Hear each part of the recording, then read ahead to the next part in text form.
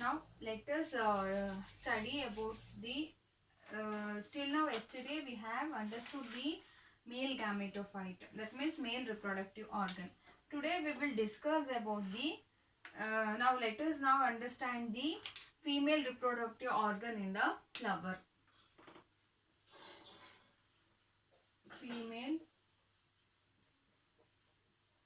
reproductive organ in a flower.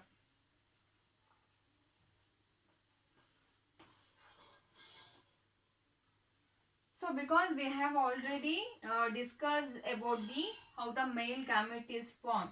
Now let us study about how this female reproductive organ or the female gamete is formed and where exactly it will be produced.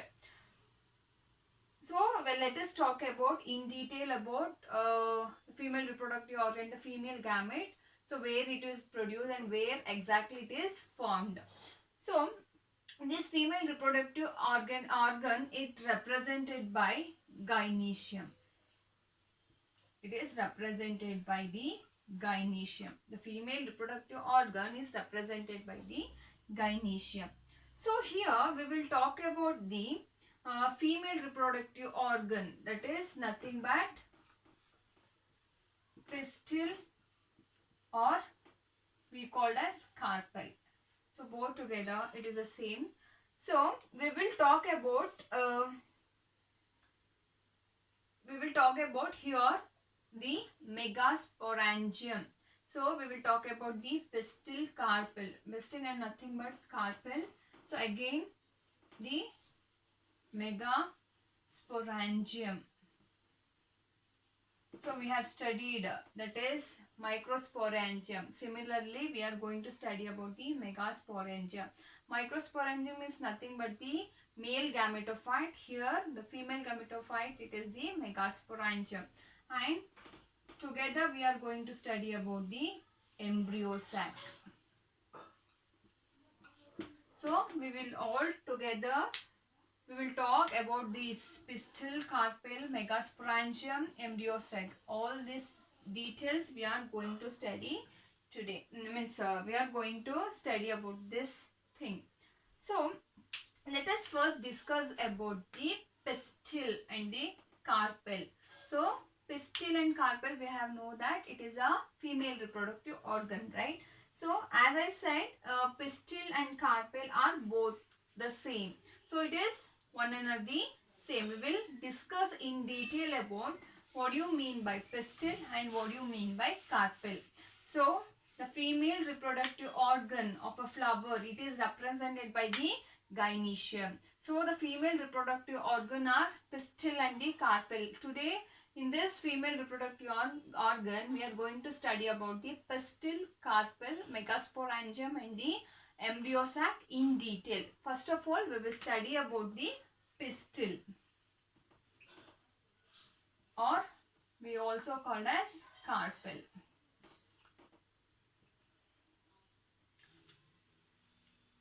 So you have seen the structure of the flower, right? Like this.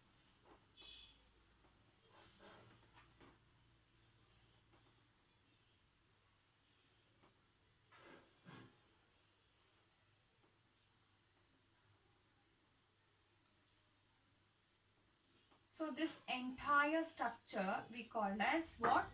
Carpel. So which structure is carpel? So this entire structure, the central portion of this entire central portion we called as carpel. So this is how the carpels look. So we will talk in detail about the carpels. I will rub this diagram. This is the entire central portion of the flower we call as carpel. Let us look into the carpel, the structure of the carpel.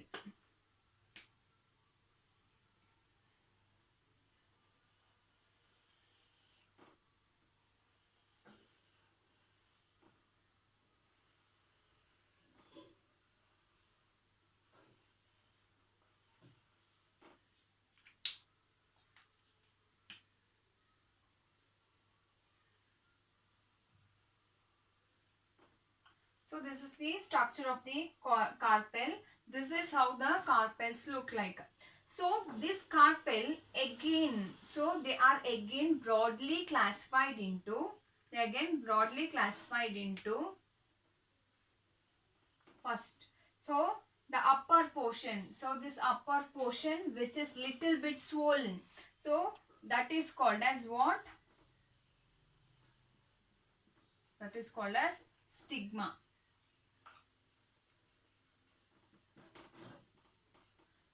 So the tube like, the slender tube like structure, that is called as style. So the lower swollen portion that we call as what? Ovary.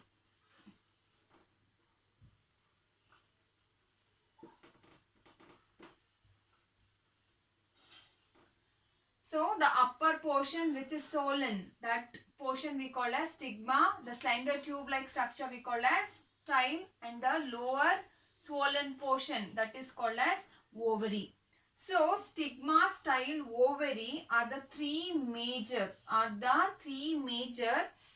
regions of the carpel. So these are the three main regions of the carpel. So now let us look into the in detail of these three regions. We will study one by one in detail about these regions.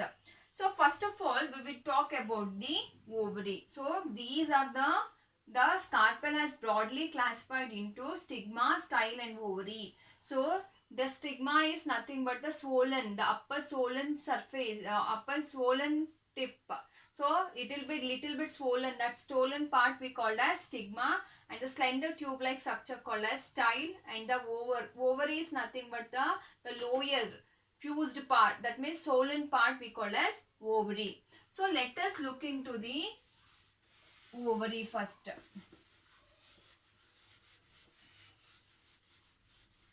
Let us look into the ovary. Let us now, we will discuss about the ovary in detail.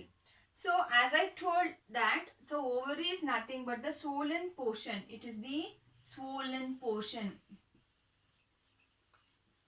The swollen portion.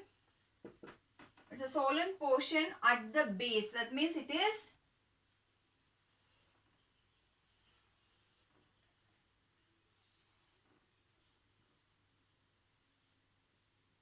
so the swollen portion at the base.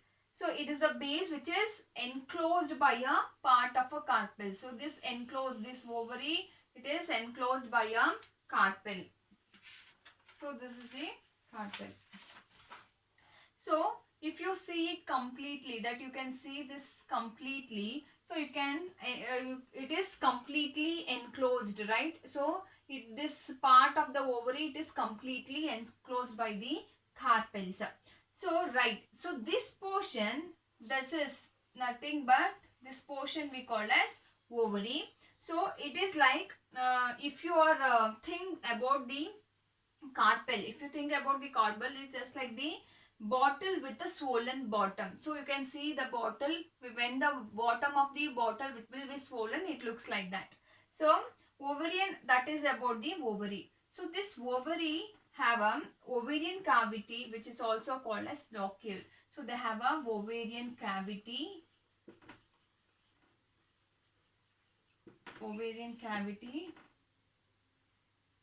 termed as locule. It is termed as locule. That means the entire portion, that means the entire space with a swollen structure. So the entire portion with a swollen structure is the ovarian cavity. This portion we call as ovarian cavity, which is also called as locule, which is this part. So this part we call as locule. So now inside the ovary, so inside this ovary, inside the ovary there is a present, that is nothing but the ovule. So the ovule is also known as the ovules. This portion we call as ovule. So ovule is also known as what? Ovules are also known as megasporangium. It's also known as megasporangium. Like how we have studied about the microsporangium, the pollen sac. We have studied earlier the male gametophyte, the microsporangium, the pollen sac. Similarly, here we have another almost spherical structure. That means it is a almost spherical structure which is called as ovule. So you can see this spherical structure which is called as ovule. So, and it is present, and you can see here the ovules are present inside the ovary. So the ovules is present inside the ovary. So all the you can see all these things are interesting. So that means the female gamete formation things happens inside the ovule. So you can see that the female gametophyte or the female gamete which is formed inside the ovule. So here you can see the structure. You can see this structure. So which is which you see this one, it is which is entire. So entire structure, that is it is the entire the structure, it is called ovule. Entire this structure we call as ovule. So this ovule, it is present inside the ovary. So you see this structure entire which is called as ovule, I said. So or megasporangium. So it is also called as megasporangium. So these ovules are attached by a, these ovules are attached by a cushion like parenchymatous, which is this ovule are attached by a cushion like parenchymatous outgrowth. So they have a parenchymatous outgrowth which develops on the ventral side. So there will be a cushion like outgrowth which is develops ventral. That means it is entirely developed on the ventral surface. So that we call as placenta. That we call as placenta. So you have studied in the class 11th about placentation. So you have studied about axial placentation, basal, free parietal, central, free central, and axial placentation. You have studied about all these different types of placentation. For this, just to give a quick recap, so we will take an example of pea, the pea plant. So when you look at the pea plant, see, you assume that when you look at the pea plant, so how does it look like? So you feel, how does it the pea plant look like? You see that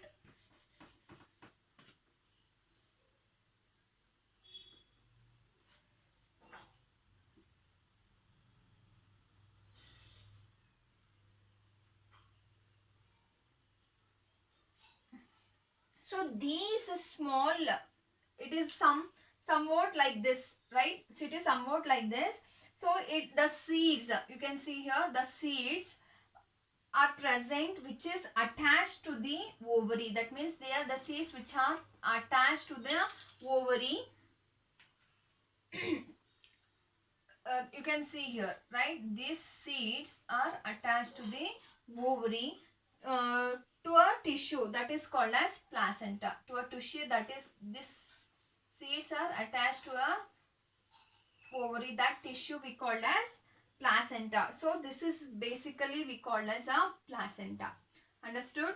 Placenta, it is nothing but what? It is just, that means the ovule have a cushion like parenchymatous outgrowth on the, which will develop on the ventral surface, that we call as placenta. So in the placentation about you have studied in detail about in the class 11. So about what do you mean by placentation, axial, and the different types of placentation. So just for a recap, I just give that about I have taken the example of the pea plant. So next we will talk about, this is about the ovary. Have you understand? So the swollen portion we call as what? Ovary. That swollen portion at the base we call as ovary. They have a ovarian cavity which is also termed as locule. So the inside the ovary there is a presence of ovule. which is also known as megasporangium. So this ovule have a cushion like parenchymatous cells, which is called as placenta. So this is about the ovary. Next we will study in detail about the style.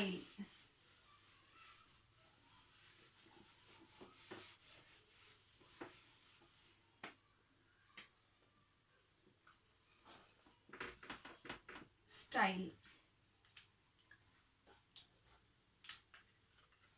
So style is a tube-like structure. You can see here, this is a style. It is a slender tube-like structure where it will connect. So where this style will connect the stigma in the ovary. The stigma in the ovary is connected by the style. It is a slender tube-like structure. Because of the connecting the both, that means the connecting the both them, it is a very much important. So it connects the stigma in the ovary, that is why it is very much important.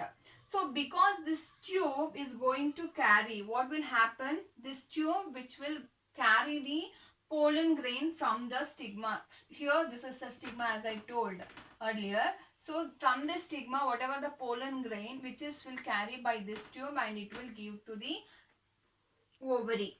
So because this tube which is going to carry the pollen grain from stigma to the ovary. Now when the fertilization has to take place, the pollen grain will come to this part. So the pollen grain will come to this part, and that is a stigma. From the stigma come to this one, and the stigma of the pollen grain will pass through this style. So the stigma of this pollen grain will pass through the style, and it will reach the ovary. So it will reach the ovary, and the ovary, it reaches the, from the ovary it reaches the ovules. It reaches the ovules. Then the fertilization will be going to takes place. So style does a very important job, right? So it will have a very important job where it will carry the pollen grain from the stigma to the ovary. So next, at the last, this is about the style. Next it is stigma.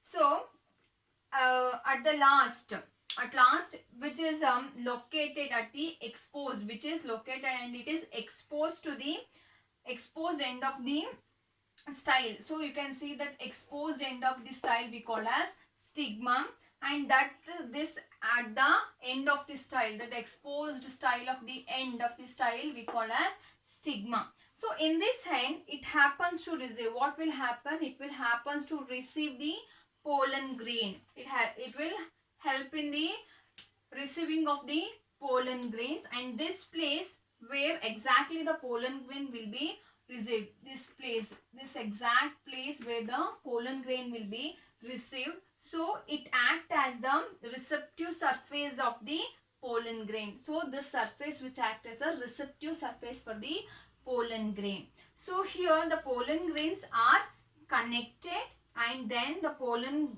grain pass through the style, and there the pollen grain will be through the style, it will reach the, finally it will reaches the ovary. From the ovary it will reach the ovule where the fertilization will be going to take place. So the stigma is nothing but the highly modified leaf which is a folded, which is, you can see which is folded along the midrib. So the margin of the leaf which will fuse to form a ventral surface. The margin of this leaf will form a ventral surface,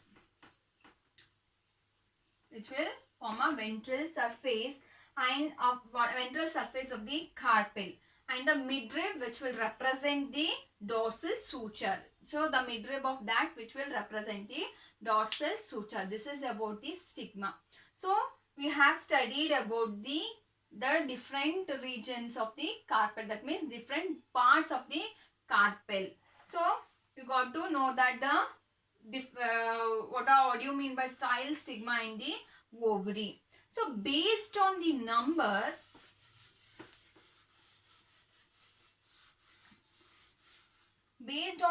of carpels, the gynoecium is classified into following types. So the gynoecium which is divided into following types. That is first one we called as monocarpellary. Monocarpellary. So mono means you would have know that what do you mean by mono? It is single.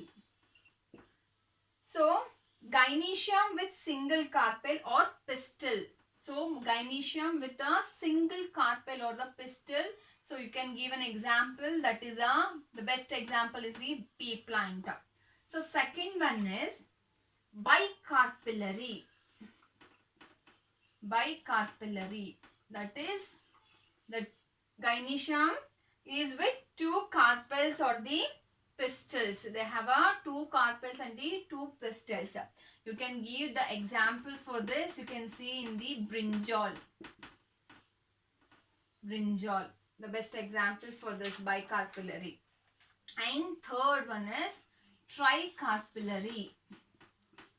Tricarpellary. That is the gynoecium with the three carpels and the pistils. So the best example for this, it is lily. You can see the best example, it is onion also. That is Ilium cephha. Ilium cephha. It's a tricarpellary. So next is tetra. Tetracarpellary. Fourth is carpellary. Tetra means you know that it is the gynoecium with the four carpels and the pistils. So that is called as tetracarpellary. So the examples for this, it is datura. Depending upon the numbers I am telling. So the four carpels we called as the tetracarpellary. The examples for that, it is datura. So fifth one is pentacarpellary. Pentacarpellary. So penta means the gynoecium with the four. This one it is five carpels or a pistil, which is known as pentacarpellary. The best example you can see here in the neem. Neem. So these all the depending upon the number of the carpels, you may ask in the NEET questions also along with the examples. Please make a note that this is very much important for the in the view of NEET as well as for the exam also. Next one is multicarpellary.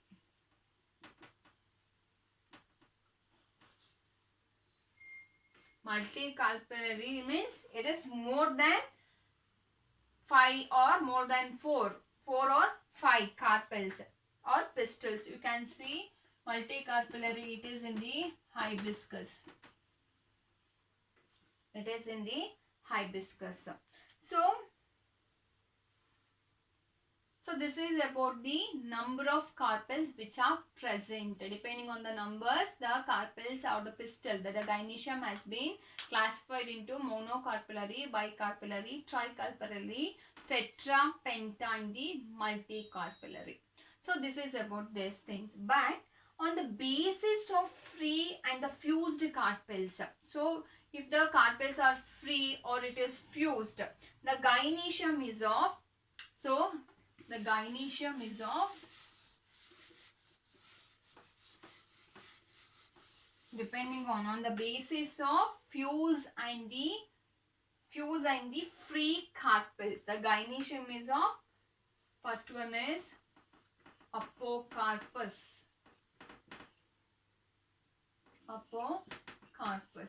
Apocarpus, that means there are 2 or more carpels in the gynoecium which are free from each other. That means they have 2 carpels from in the gynoecium which are free. It is not fused, it is free. That is we call as apocarpus.